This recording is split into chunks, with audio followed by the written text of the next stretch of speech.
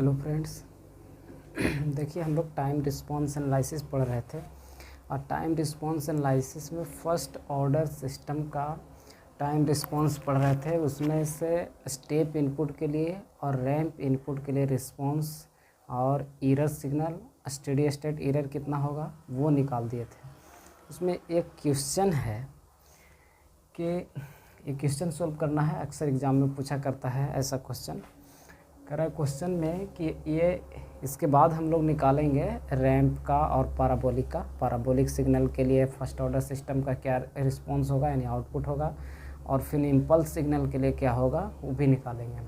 फिर पहले क्वेश्चन को देख लेते हैं। क्वेश्चन कह रहा है कि ये unity feedback system has open loop transfer function GS, यानी ओपन लूप का ट्रांसफ़र फंक्शन वही होता है जो गेन होता है, और क्लोज लूप का ट्रांसफ़र फंक्शन होता है GS/1 + GS × HS। ये ब्लॉक डायग्राम रिडक्शन टेक्निक में आप लोग पढ़े होंगे, या फिर कंट्रोल सिस्टम का क्लासिफिकेशन पढ़े होंगे, उसमें पढ़े होंगे ऑटोमेशन में। तो ओपन लूप ट्रांसफ़र फंक्शन का जो दिया हुआ है GS = 10/S × S+2 कह रहा है कि find the time domain response for unit step input. यानी यदि इस सिस्टम में यूनिट स्टेप इनपुट दिया जाए, ये इनपुट सिग्नल के रूप में यूनिट स्टेप सिग्नल दिया जाए, तब इसका रिस्पॉन्स क्या होगा। सबसे पहले जैसे क्वेश्चन कहता है उसके अनुसार हम ब्लॉक डायग्राम बना लेते हैं। तो ये एक कंपैरेटर है या एरर डिटेक्टर। इसमें सिग्नल दिया जा रहा है, तो सिग्नल RS होता है रेफरेंस इनपुट, जो कि इसको पॉजिटिव मान के चलते हैं। इसके बाद जो ट्रांसफ़र फंक्शन ओपन लूप का होता है वो प्लांट का गेन ही होता है। तो यहाँ पे हम प्लांट एक बनाएंगे जिसका गेन के जगह पर ये दिया हुआ है, यही वैल्यू रखेंगे 10/S × S+2, क्योंकि हम जानते हैं कि ओपन लूप का जो ट्रांसफ़र फंक्शन होता है वही सिस्टम का गेन होता है, यानी जो सिस्टम का गेन रहता है वही ओपन लूप सिस्टम का ट्रांसफ़र फंक्शन होता है। और इधर आउटपुट होगा CS, कंट्रोल आउटपुट को CS से लिखते हैं।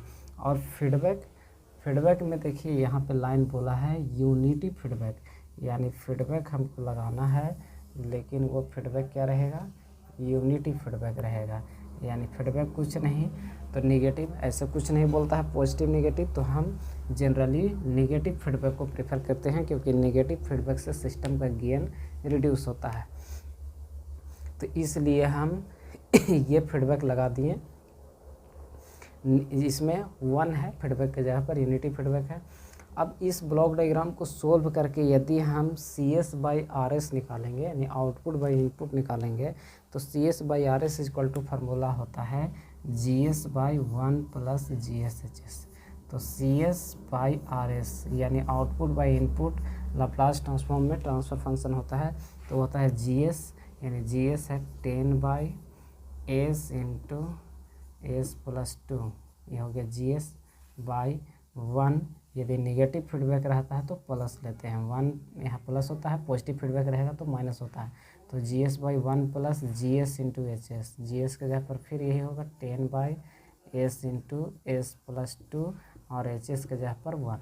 अब इसको सोल्व करेंगे, तो सोल्व करने के बाद क्या होगा देखिए यहाँ पे लिखते हैं। सोल्व करने के बाद क्या बनेगा, ऐसे सोचिए S × S+2 LCM होगा, और S × S+2 ये दोनों कट जाएगा, तो बचेगा कितना, ऊपर में रहेगा 10 और नीचे में होगा S × S+2 और +10 होगा, ये भिन्न का जोड़ होगा।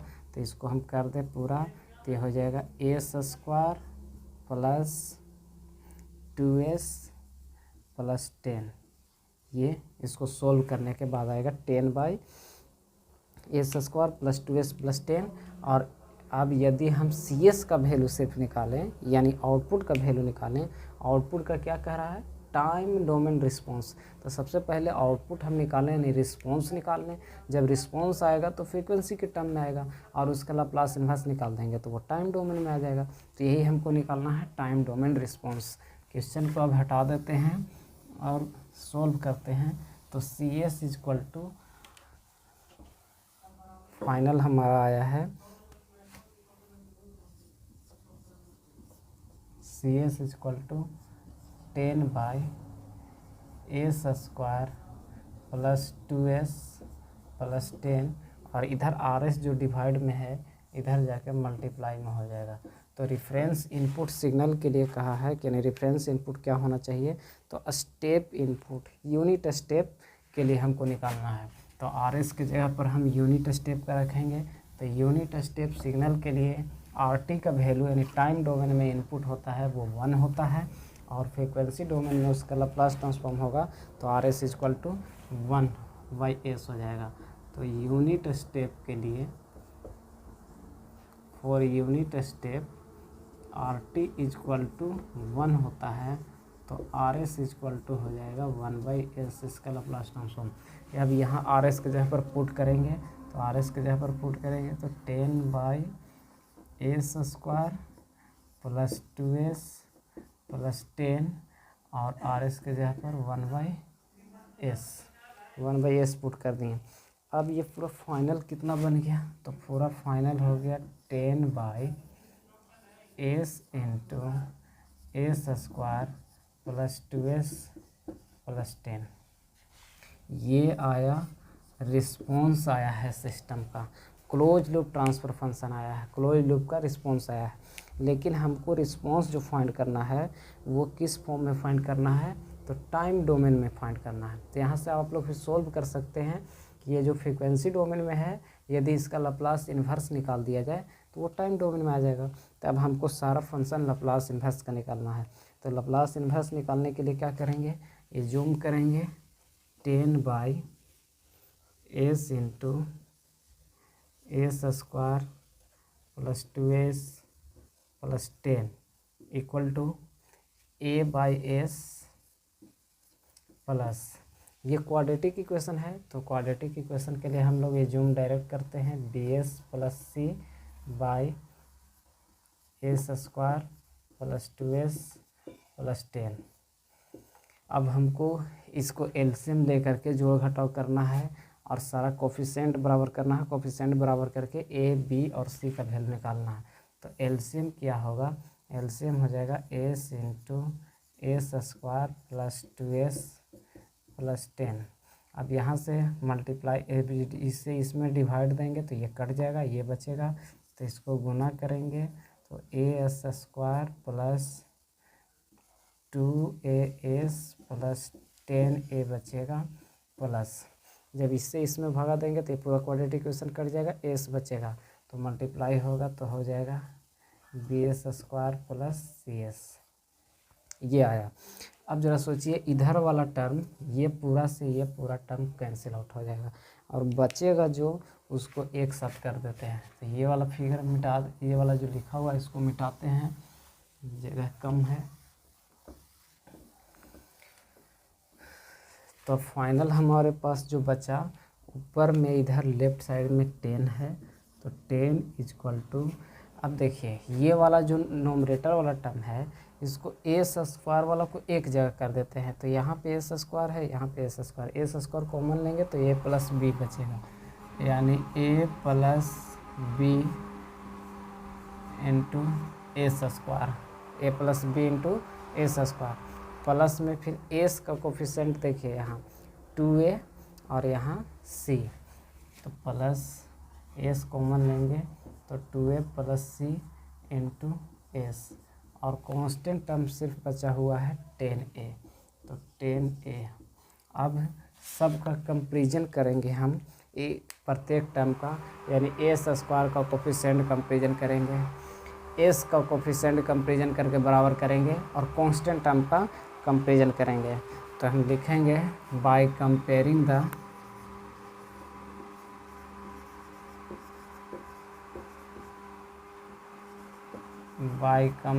द कोफिशिएंट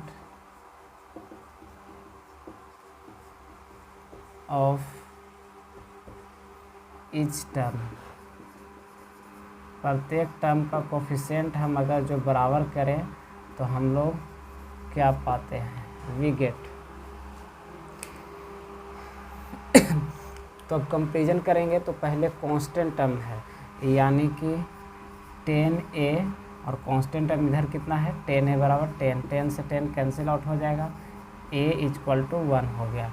फिर एस का कोफिशेंट इक्वल कीजिए या एस स्क्वायर का कोफिशेंट इक्वल कीजिए। तो अब क्या करेंगे हम, एस का कोफिशेंट या एस स्क्वायर का कोफिशेंट अगर जो बराबर करें तो देखिए इसमें अब हम इसका कर देते हैं एस का कोफिशेंट। तो एस का कोफिशेंट राइट साइड में है 2a प्लस सी, इधर में एस का कोफिशेंट है ही नहीं, कोफिशेंट 0 हो जाएगा, यानी 2a प्लस सी बराबर 0। तो c बराबर कितना हो जाएगा, माइनस ऑफ 2a, और -2 a के जगह पर 1 है, यानी c का वैल्यू आ गया -2। ठीक उसी प्रकार से हम b का वैल्यू निकालने के लिए एस स्क्वायर का कोफिशेंट को इक्वल करेंगे। तो a plus B equal to S square का कोफिशेंट इधर है ही नहीं तो 0 हो गया, यानी b equal to minus of a, तो माइनस a के जगह पर 1, यानी b का वैल्यू -1 आ गया। यानी a, b और c का वैल्यू हम कंपेरिजन करके और निकाल लिए। अब इसका लाप्लास इन्वर्स निकालने के लिए जो फंक्शन था उसको सारा को ऐसे ही रख देंगे। तो हमारा फंक्शन क्या था, कितना को हम पार्शियल फ्रैक्शन में ब्रेक किए थे, तो पार्शियल फ्रैक्शन में ब्रेक किए थे 10/,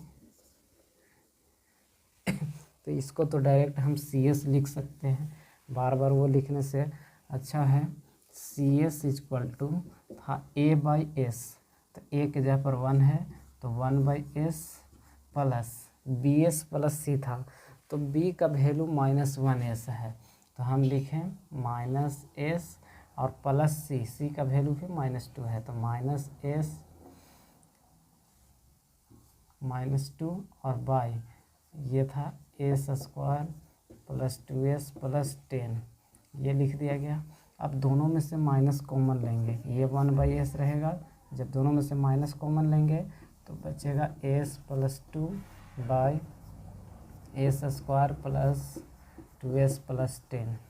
अब हमको किसी तरह से इसका लाप्लास इन्वर्स निकालना है, तो लाप्लास इन्वर्स निकालने के लिए जो नीचे में डिनोमिनेटर टर्म होता है इसको हमको तोड़ना होता है, a प्लस बी के होल स्क्वायर या a माइनस बी के होल स्क्वायर। तो कैसे डिसाइड करेंगे कि ये a प्लस बी के होल स्क्वायर पर टूटेगा या a माइनस बी के होल स्क्वायर पर टूटेगा। तो ये बीच वाला टर्म को हम देखने के लिए बताए थे कि बीच वाला टर्म जो होगा वो 2ab का होगा, और ये प्लस है तो a प्लस बी के होल स्क्वायर पर टूटेगा। जब ये वाला बीच वाला s का कोफिशिएंट माइनस रहेगा तो a माइनस बी के होल स्क्वायर पर टूटेगा। तो 2ab बराबर है 2s, यानी 2 के जगह पर तो 2 रहेगा, a के जगह पर s होगा, और b का वैल्यू इसमें कितना रख दिया जाए ताकि 2ab का वैल्यू 2s आ जाए। तो b का वैल्यू 1 रखेंगे तब ये हो जाएगा 2ab बराबर 2s, यानी सीधा से पता चल गया कि b बराबर हमको कितना है 1। तो ये a होगा 1 और b होगा 1, यानी s प्लस 1 के होल स्क्वायर पर ये टूटेगा, यानी 1/s माइनस ऊपर में ऐसे ही रखने थे s/2, यहाँ पे s प्लस 1 का होल स्क्वायर लिखिएगा तो a स्क्वायर प्लस 2ab और प्लस b स्क्वायर, यानी 1 का स्क्वायर लिखें। तो अब बचेगा 10 में से ही 1 इधर लिया गया तो ये बचेगा 9, तो 9 लिखें, ये इधर अलग है। अब ये हो गया 1/s minus s plus 2 by, इसको इतना को एक फार्मूला लिखते हैं हम, यानी s प्लस 1 का होल स्क्वायर प्लस 9 है, इसको भी हम स्क्वायर के फॉर्म में लिखेंगे, 3 का स्क्वायर हो जाएगा। अब देखिए हमको लाप्लास इन्वर्स निकालने के लिए नीचे में s प्लस a का होल स्क्वायर है तो ऊपर में भी हमको s प्लस a होना चाहिए, लेकिन a के जगह पर 1 है, यहाँ पे 2 है, तो 2 को हम लिख सकते हैं 1 प्लस 1, यानी 1/s को ऐसे ही रहने दें माइनस ब्रैकेट। जब माइनस के आगे एक टर्म को 2 टर्म में हम खोलेंगे, स्प्लिट करेंगे, तो हम ब्रैकेट दे के लिखेंगे s प्लस 1 और प्लस 1 भी रहेगा। अब दोनों के साथ ये डिनोमिनेटर टर्म लगा देते हैं, यानी s प्लस 1 का होल स्क्वायर प्लस 3 का स्क्वायर, और इसके साथ भी लगा दें s प्लस 1 का होल स्क्वायर, s प्लस 1 का होल स्क्वायर और प्लस 3 का स्क्वायर, ये लगा दिया गया। अब देखिए ये प्लस को थोड़ा बीच में कर देते हैं ऐसे। अब हम यहाँ से आसानी से लाप्लास इन्वर्स निकाल सकते हैं। 1/s का लाप्लास इन्वर्स 1 हो जाएगा। s plus a by S plus A का whole square plus omega square होता है e⁻−at into cos omega T, और omega by S plus A का whole square plus omega square होता है e⁻−at into sine omega T. तो sine omega T के लिए ऊपर जब कांस्टेंट टर्म ओमेगा होना चाहिए, तो ओमेगा के जगह पर 3 है, इसमें नहीं है, तो इसमें 3 से गुना भी कर देते हैं और 3 से भागा भी कर देते हैं, दोनों काम कर देते हैं। अब हम इसको लाप्लास इन्वर्स निकाल सकते हैं। तो टेकिंग लाप्लास इन्वर्स, इसके बाद लिखेंगे टेकिंग लाप्लास इन्वर्स। तो अब लाप्लास इन्वर्स निकालेंगे तो हो जाएगा CS का हो जाएगा CT, तो CT इक्वल टू 1/s का लाप्लास इन्वर्स 1 माइनस, फिर यहाँ s plus a by S plus A का whole square plus omega square होता है e⁻−at, a के जगह पर 1 है तो 1t, और into cos omega T, omega के जगह पर 3 है कॉस 3t, फिर प्लस है तो प्लस दिए, 1/3 इसमें कांस्टेंट है, 1/3 बाहर निकाल दिए। अब बचा omega by S plus A का whole square plus omega square e⁻−at into sine omega T होता है। तो ये फार्मूला ये लिखा गया लाप्लास इन्वर्स। फाइनल आंसर हमारा ये हो गया। तो यही हमको निकालना था कि यदि जो सिस्टम का ओपन लूप ट्रांसफ़र फंक्शन दिया हुआ है, तो क्लोज लूप ट्रांसफ़र फंक्शन हमको निकालना है, रिस्पॉन्स निकालना है, या सिस्टम का ट्रांसफ़र फंक्शन टाइम रिस्पॉन्स निकालना है फॉर यूनिट स्टेप इनपुट। तो यूनिट स्टेप इनपुट रख करके यूनिट स्टेप के लिए वैल्यू RT बराबर 1 होता है, RS बराबर 1/s होता है। यदि रैंप के लिए पूछता तो यही RS के जगह पर 1/s स्क्वायर रख देते, पैराबोलिक के लिए कहेगा तो 1/s³ रख देंगे। जो जिसके लिए कहेगा RS का वैल्यू चेंज कर देंगे, उसके लिए रिस्पॉन्स निकल जाएगा। तो ये क्वेश्चन आपका हो गया। अब सेम इसी तरह से आगे ऐसा क्वेश्चन आपको 6 मार्क्स में पूछेंगे एग्ज़ाम में बनाने के लिए, जो आप आसानी से बना सकते हैं। सिर्फ क्वेश्चन को समझने की ज़रूरत है कि हमको निकालना क्या है, टाइम रिस्पॉन्स निकालना है या कुछ और निकालना है। तो जो आउटपुट था उसका रिस्पॉन्स में बार बार हम बोल रहे हैं, रिस्पॉन्स का मतलब समझना है आउटपुट। रिस्पॉन्स यानी आउटपुट निकालना है, और आउटपुट के CS से इंडिकेट करते हैं। Input RS reference input. अब हमको निकालना है unit parabolic response of first order system. तो फर्स्ट ऑर्डर सिस्टम के लिए हमको निकालना है जो कि पैराबोलिक के लिए। तो हम लिखते हैं यूनिट, हम लोग 2 फंक्शन के लिए पढ़ चुके हैं, स्टेप के लिए और रैंप के लिए। अब पैराबोलिक के लिए फर्स्ट ऑर्डर समझते हैं। Unit parabolic response of first order system.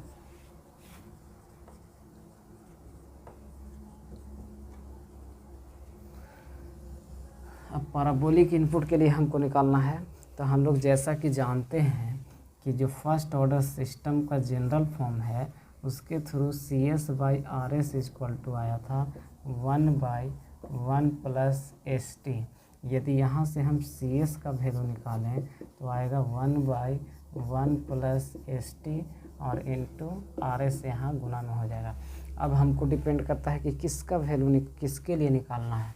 तो हमको RS जो हमको इनपुट निकालना है वो पैराबोलिक के लिए है, और पैराबोलिक फंक्शन के लिए RS का वैल्यू होता है 1/s³। पैराबोलिक फंक्शन के लिए ऐसे RT का वैल्यू होता है, RT का वैल्यू होता है ये होता है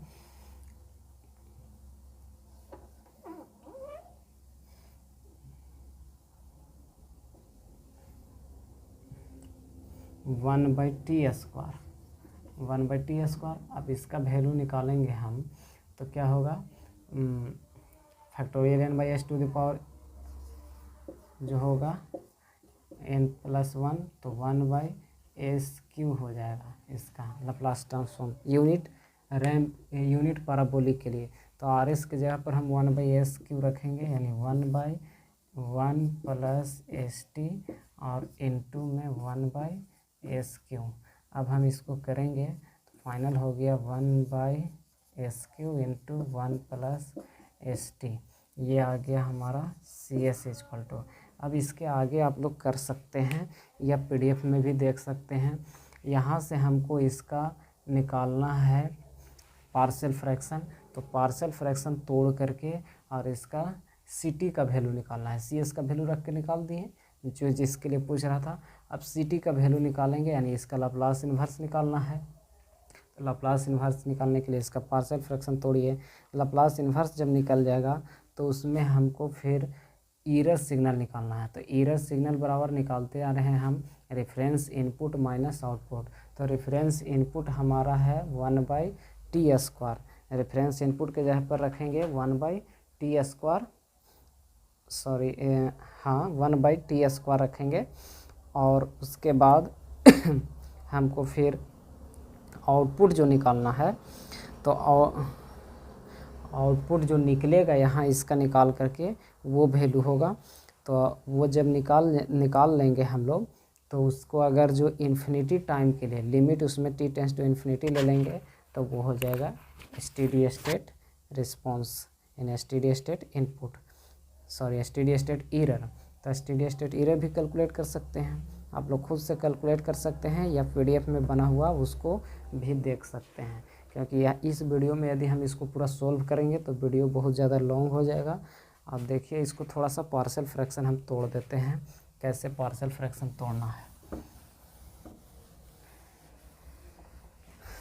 तो पार्शियल फ्रैक्शन तोड़ने के लिए क्या करेंगे, 1/SQ इंटू 1 प्लस ST का वैल्यू लिखेंगे। तो A/SQ लिखेंगे पहले। अब यहाँ पे पावर है 3, तो इसको हमको लीनियर तक ले जाना है, यानी 1/S² लिखेंगे प्लस फिर C/S लिखेंगे, यानी 3 कोफिशिएंट लिखेंगे, पावर 1 तक हमको लाना है। 1/A/SQ plus B/S² plus C/S, और एक अगला जो है उसके लिए टर्म लिखेंगे तो D/1 प्लस ST। ये इसका पार्शियल फ्रैक्शन लिख दिया गया।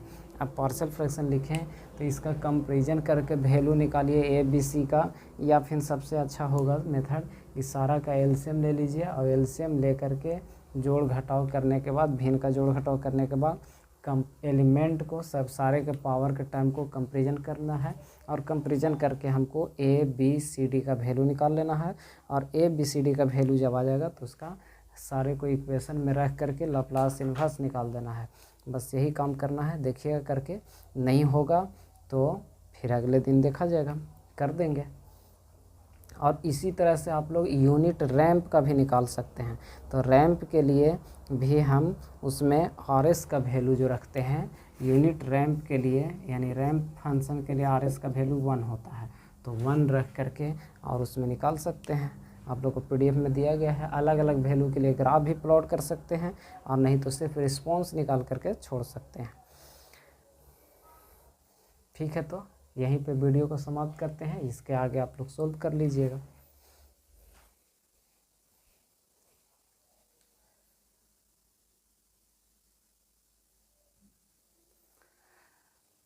और नहीं तो सोल्व भी कर देते हैं इसके आगे, अभी टाइम है। देखिए इस क्वेश्चन को कंप्लीट ही कर देते हैं, अच्छा रहेगा, क्योंकि बीच में बहुत सा स्टूडेंट को दिक्कत होगा। तो फिर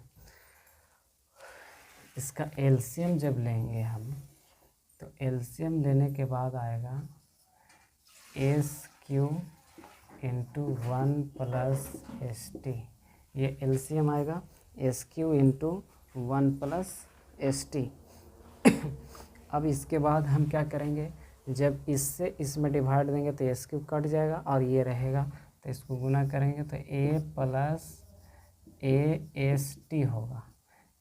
प्लस फिर जब इसको इससे भागा देंगे तब उस समय क्या होगा कि कट क्या जाएगा, S² है और SQ है, तो एक S बचेगा, तो S इंटू 1 प्लस ST बचेगा। तो S इंटू 1 प्लस ST को हम मल्टीप्लाई करेंगे इससे, तो मल्टीप्लाई करेंगे ज़रा S into 1 plus S T, तो फाइनल हो गया हमारा S plus S square T, यानी एक यहाँ एस स्क्वायर कट गया तो एस बचा, S into 1 plus S T multiply होगा तो S plus S square T, यानी S plus S square T से बी में मल्टीप्लाई करना है, तो ये हो जाएगा B S plus B S square T. फिर सी वाला में, अब इसके बाद सी वाला में एस के साथ एस से डिवाइड देंगे तो बचेगा एस स्क्वायर, अब मल्टीप्लाई करेंगे इसको तो हो जाएगा S square plus S Q T, S square plus S Q T.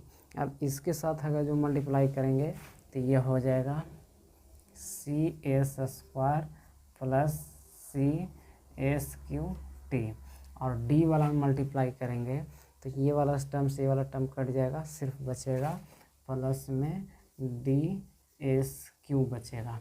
ये फाइनल हमारा एलसीएम करके निकाला गया है, भिन्न के जोड़ जो किया गया है उसमें। अब देखिए इसमें क्या होगा, तो इधर डिनोमिनेटर वाला टर्म तो पूरा कैंसिल आउट हो जाएगा, ये टर्म से ये टर्म पूरा कैंसिल आउट हो गया। अब जो भी बचा उसको एक साथ कर देते हैं, यानी कहने का मतलब कि एस क्यू का कोफिशिएंट को एक साथ कर देते हैं, फिर एस का कोफिशिएंट और एस स्क्वायर का कोफिशिएंट को एक साथ कर देते हैं। तो एस क्यू का कोफिशिएंट जो रहेगा वो कहाँ कहाँ पे है, ज़रा ध्यान दीजिए। एस क्यू का कोफिशिएंट यहाँ भी है और यहाँ भी है। एस क्यू जब कॉमन लिया जाएगा तो बचेगा सी टी और इसमें प्लस डी,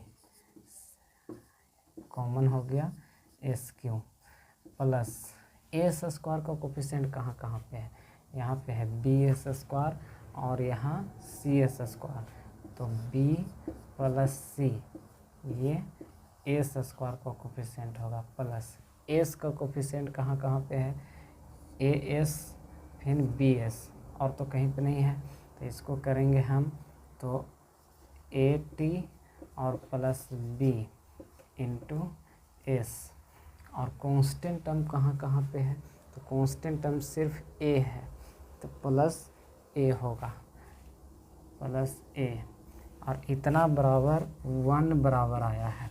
अब हम फिर से यहाँ क्या करेंगे, comparing the coefficient of each term, प्रत्येक टर्म का कोफिशिएंट बराबर करेंगे। तो एस क्यू का पहले कांस्टेंट टर्म को बराबर कर लेते हैं, तो कांस्टेंट टर्म इधर ए है इधर 1 है, तो a इक्वल टू 1 कंपेरिजन करके हो गया। फिर अगला टर्म को हम कंपेरिजन करें तो देखिए इसमें s का कोफिशिएंट, तो s का कोफिशिएंट इधर 0 है, s का कोफिशिएंट इधर है, यानी कि AT प्लस b और बराबर इधर 0, इधर s का कोफिशिएंट AT प्लस b है, इधर लेफ्ट साइड में कोई नहीं है, तो AT प्लस b बराबर 0। अब यहाँ से हम अगर जो निकालें तो b का वैल्यू क्या आ जाएगा, तो b equal to minus of AT होगा, और a का वैल्यू 1 रखेंगे तो -1 into T, that means minus T आ जाएगा, यानी b का वैल्यू माइनस टी आ गया। फिर एस स्क्वायर का कोफिशिएंट बराबर करेंगे, तो एस स्क्वायर का कोफिशिएंट बराबर करने में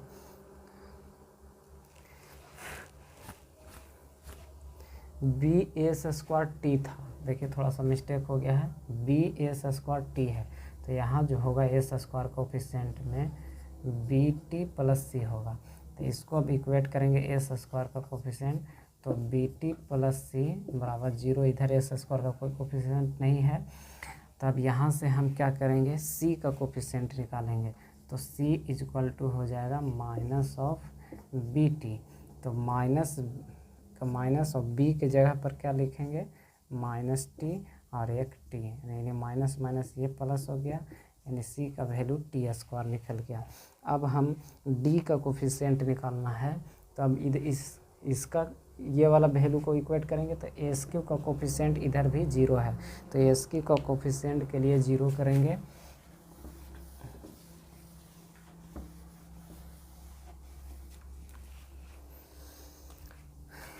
तो सी टी प्लस डी और बराबर 0, इधर एस क्यू का कोई कोफिशिएंट नहीं है, तो डी बराबर हो जाएगा माइनस ऑफ सी टी, तो सी का वैल्यू निकाले हैं, सी का वैल्यू टी स्क्वायर, तो माइनस टी स्क्वायर और इंटू टी, यानी आ जाएगा माइनस टी क्यू। यानी ए बी सी डी तीनों का वैल्यू हम निकाल दिए। अब तीनों का जब वैल्यू निकल गया तो उसके बाद हमको क्या लिखना है, सी एस का वैल्यू लिखना है। तो सी एस का वैल्यू कैसे लिखेंगे, जो भी वैल्यू है उसमें पुट कर दीजिए। तो सी एस इक्वल टू था ए बाई एस क्यू। तो ए का वैल्यू आया था कितना, ए का वैल्यू आया है 1, तो यहाँ लिखेंगे 1 by S Q plus B by S square. तो बी का वैल्यू आया है माइनस टी, तो minus T by S square plus C by S आया था, तो सी का वैल्यू आया है टी स्क्वायर, तो टी स्क्वायर बाई एस। और डी का वैल्यू लाए यहाँ माइनस टी क्यू, तो डी के जगह पर minus T Q by 1 plus S T. ये सारा चीज़ लिखा गया। अब यहाँ पे एक बात और ध्यान रखना है कि लैप्लास इन्वर्स निकालते हैं तो ये सब का तो लैप्लास इन्वर्स निकल जाएगा, लेकिन यहाँ एस प्लस ए के फॉर्म में होना चाहिए, लेकिन ये एस प्लस ए के फॉर्म में नहीं है, यानी एस का कोफिशिएंट 1 नहीं है, तो इसमें से कॉमन ले लेंगे हम। यानी 1 बाई एस क्यू के 1 बाई एस क्यू रखें minus T by S square plus T square by S और माइनस टी क्यू। यहाँ से हम क्या कॉमन लेंगे, टी कॉमन लेंगे तो बचेगा एस, यहाँ पे एस प्लस 1 बाई टी रहेगा, ये टी से एक कटेगा तो यहाँ पे स्क्वायर होगा। अब हम इसको टेकिंग लैप्लास इन्वर्स कर रहे हैं, तो लैप्लास इन्वर्स सी एस का हो जाएगा सी टी और 1 बाई एस क्यू का क्या हो जाएगा, तो 1 बाई एस क्यू का हो जाएगा टी स्क्वायर। जैसे 1 बाई एस स्क्वायर का 1 बाई एस क्यू का निकालेंगे तो टी स्क्वायर बाई 2 होगा, तो इसके जगह पर टी स्क्वायर बाई 2 माइनस, फिर टी कांस्टेंट है तो टी तो बाहर निकल जाएगा, और 1 बाई एस स्क्वायर का होता है टी, तो टी लिखें प्लस, फिर यहाँ टी स्क्वायर कांस्टेंट है और 1 बाई एस का 1 होता है, माइनस यहाँ टी स्क्वायर कांस्टेंट और S plus 1 by S plus A का क्या होता है E to the power minus A T, तो E to the power minus 1 by T into T. ये आ गया हमारा सी टी का वैल्यू। अब हमको इसमें 2 टर्म है, 2 टर्म क्या क्या है, कह रहा है कि ये जो सी टी का वैल्यू आया इसमें 2 टर्म है हमारा, एक ट्रांजिएंट रिस्पॉन्स भी है और एक स्टेडी स्टेट रिस्पॉन्स भी है। The unit parabolic response has both transient response and steady state response. अब इसमें कौन सा जो है ट्रांजिएंट रिस्पॉन्स होगा और कौन सा स्टेडी स्टेट रिस्पॉन्स होगा, तो फॉर यूनिट पैराबोलिक गिवन जो ट्रांजिएंट रिस्पॉन्स होगा, इसमें ट्रांजिएंट रिस्पॉन्स कहने का मतलब उसको कहते हैं जो लंबे समय के बाद फिर ख़त्म हो जाता है। तो देखिए ज़रा ये वाला टर्म जो है, क्योंकि जब टाइम टी का वैल्यू इन्फिनाइट रखेंगे तो E to the power minus infinity यहाँ हो जाएगा और E to the power minus infinity का वैल्यू 0 हो जाएगा। तो जो वैल्यू लंबे समय के बाद 0 हो जाता है आउटपुट का, वह रिस्पॉन्स जो टाइम अधिक टाइम होने पर 0 हो जाता है वो ट्रांजिएंट रिस्पॉन्स कहलाता है। तो ये वाला जो इतना टर्म होगा ये सारा क्या कहलाएगा, ट्रांजिएंट रिस्पॉन्स, यानी आउटपुट का ये रिस्पॉन्स ट्रांजिएंट रिस्पॉन्स कहलाएगा।